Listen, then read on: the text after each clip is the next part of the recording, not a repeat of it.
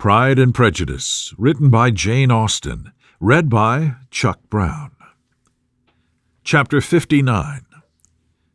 "My dear Lizzie, where can you have been walking to?" was a question which Elizabeth received from Jane as soon as she entered their room, and from all the others when they sat down to table. She had only to say in reply that they had wandered about till she was beyond her own knowledge.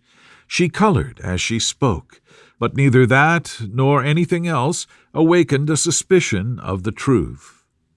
The evening passed quietly, unmarked by anything extraordinary. The acknowledged lovers talked and laughed. The unacknowledged were silent. Darcy was not of a disposition in which happiness overflows in mirth, and Elizabeth, agitated and confused, rather knew that she was happy than felt herself to be so. For besides the immediate embarrassment, there were other evils before her. She anticipated what would be felt in the family when her situation became known. She was aware that no one liked him but Jane, and even feared that with the others it was a dislike which not all his fortune and consequence might do away. At night she opened her heart to Jane.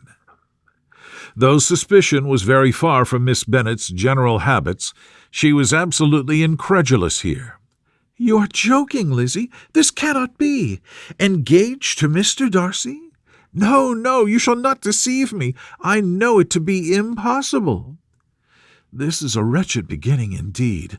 My sole dependence was on you, and I am sure nobody else will believe me if you do not. Yet, indeed, I am in earnest.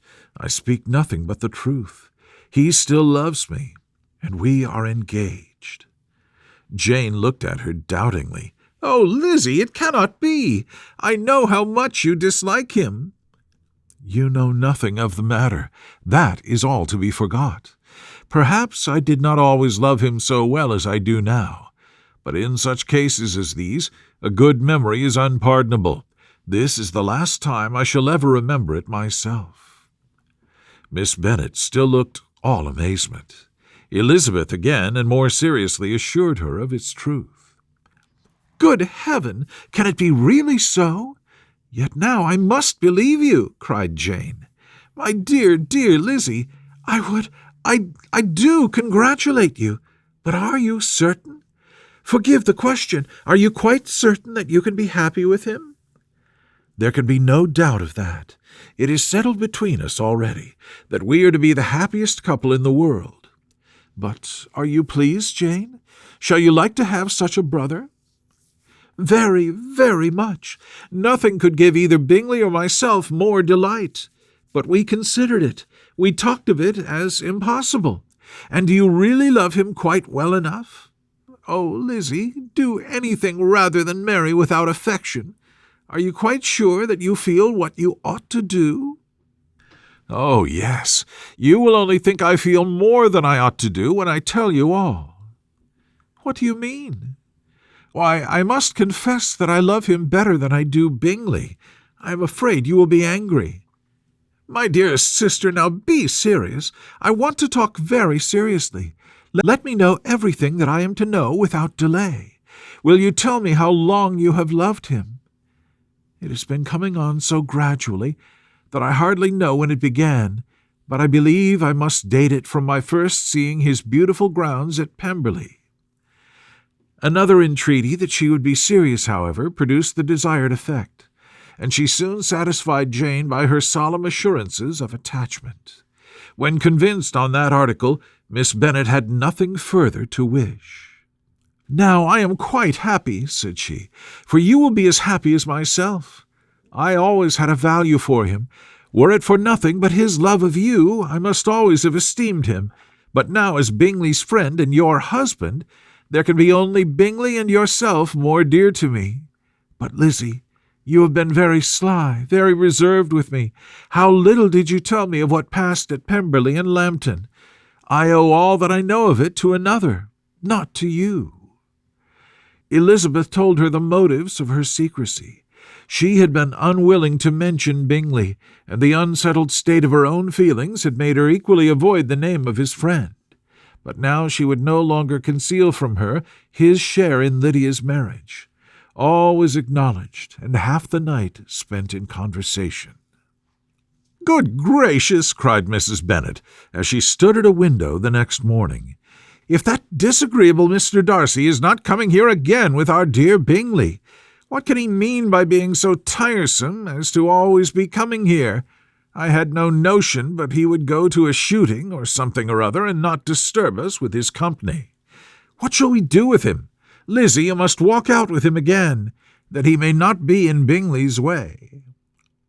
Elizabeth could hardly help laughing at so convenient a proposal, yet was really vexed that her mother should be always giving him such an epithet. As soon as they entered, Bingley looked at her so expressively and shook hands with such warmth as left no doubt of his good information, and he soon afterwards said aloud, "Mrs. Bennet, have you no more lanes hereabouts in which Lizzie may lose her way again to-day?" "I advise Mr. Darcy and Lizzie and Kitty," said Mrs. Bennet, "to walk to Oakham Mount this morning. It is a nice long walk, and Mr. Darcy has never seen the view." "I may do very well for the others," replied Mr. Bingley, "but I am sure it will be too much for Kitty. Won't it, Kitty?" Kitty owned that she had rather stay at home. Darcy professed a great curiosity to see the view from the mount, and Elizabeth silently consented. As she went upstairs to get ready, Mrs. Bennet followed her, saying, "I'm quite sorry, Lizzie, that you should be forced to have that disagreeable man all to yourself, but I hope you will not mind it. It is all for Jane's sake, you know, and there is no occasion for talking to him except just now and then. So do not put yourself to inconvenience." During their walk, it was resolved that Mr. Bennet's consent should be asked in the course of the evening. Elizabeth reserved to herself the application for her mother's. She could not determine how her mother would take it, sometimes doubting whether all his wealth and grandeur would be enough to overcome her abhorrence of the man. But whether she were violently set against the match or violently delighted with it, it was certain that her manner would be equally ill-adapted to do credit to her sense, and she could no more bear that Mr. Darcy should hear the first raptures of her joy than the first vehemence of her disapprobation. In the evening, soon after Mr. Bennet withdrew to the library, she saw Mr. Darcy rise also and follow him, and her agitation on seeing it was extreme. She did not fear her father's opposition, but he was going to be made unhappy, and that it should be through her means, that she, his favourite child, should be distressing him by her choice, should be filling him with fears and regrets in disposing of her, was a wretched reflection, and she sat in misery till Mr. Darcy appeared again, when, looking at him, she was a little relieved by his smile. In a few minutes he approached the table where she was sitting with Kitty, and while pretending to admire her work, said in a whisper, "Go to your father. He wants you in the library." She was gone directly. Her father was walking about the room, looking grave and anxious. "Lizzie," said he, "what are you doing? Are you out of your senses to be accepting this man? Have you not always hated him?" How earnestly did she then wish that her former opinions had been more reasonable, her expressions more moderate. It would have spared her from explanations and professions which it was exceedingly awkward to give, but they were now necessary, and she assured him with some confusion of her attachment to Mr. Darcy. "Or, in other words, you are determined to have him. He is rich, to be sure, and you may have more fine clothes and fine carriages than Jane, but will they make you happy?" "Have you any other objection," said Elizabeth, "than your belief of my indifference?"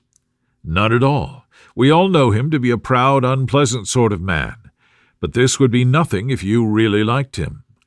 I do like him," she replied, with tears in her eyes. "I love him. Indeed, he has no improper pride. He is perfectly amiable. You do not know what he really is. Then pray do not pain me by speaking of him in such terms." "Lizzie," said her father, "I have given him my consent. He is the kind of man indeed to whom I should never dare refuse anything which he condescended to ask. I now give it to you, if you are resolved on having him. But let me advise you to think better of it. I know your disposition, Lizzie. I know that you could be neither happy nor respectable unless you truly esteemed your husband, unless you looked up to him as a superior. Your lively talents would place you in the greatest danger in an unequal marriage. You could scarcely escape discredit and misery. My child, let me not have the grief of seeing you unable to respect your partner in life. You know not what you're about." Elizabeth, still more affected, was earnest and solemn in her reply, and at length, by repeated assurances that Mr. Darcy was really the object of her choice, by explaining the gradual change which her estimation of him had undergone, relating her absolute certainty that his affection was not the work of a day, but had stood the test of many months' suspense, and enumerating with energy all his good qualities, she did conquer her father's incredulity, and reconcile him to the match. "Well, my dear," said he, when she ceased speaking, "I have no more to say. If this be the case, he deserves you. I could not have parted with you, my Lizzie, to anyone less worthy." To complete the favorable impression, she then told him what Mr. Darcy had voluntarily done for Lydia. He heard her with astonishment. "This is an evening of wonders indeed. And so Darcy did everything, made up the match, gave the money, paid the fellow's debts, and got him his commission. So much the better. It will save me a world of trouble and economy. Had it been your uncle's doing, I must and would have paid him. But these violent young lovers carry everything their own way. I shall offer to pay him tomorrow. He will rant and storm about his love for you, and there will be an end of the matter."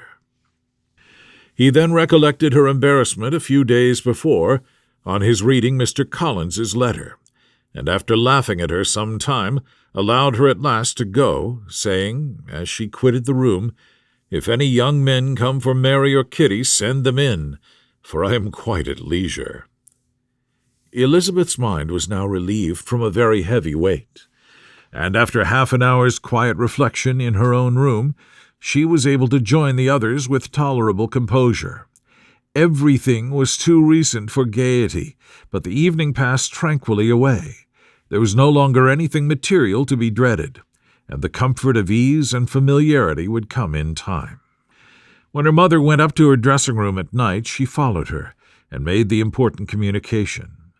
Its effect was most extraordinary, for on first hearing it, Mrs. Bennet sat quite still, and unable to utter a syllable, nor was it under many, many minutes that she could comprehend what she heard, though not in general backward to credit what was for the advantage of her family, or that came in the shape of a lover to any of them.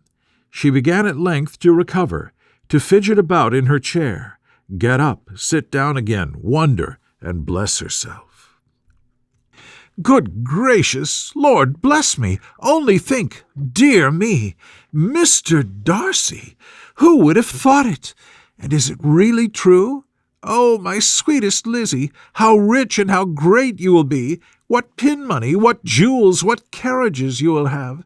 Jane's is nothing to it, nothing at all. I am so pleased, so happy. Such a charming man, so handsome, so tall. Oh, my dear Lizzie, pray apologize for my having disliked him so much before. I hope you will overlook it. Dear, dear Lizzie, a house in town, everything that is charming, 3 daughters married, 10,000 a year. Oh, Lord, what will become of me? I shall go distracted." This was enough to prove that her approbation need not be doubted, and Elizabeth, rejoicing that such an effusion was heard only by herself, soon went away.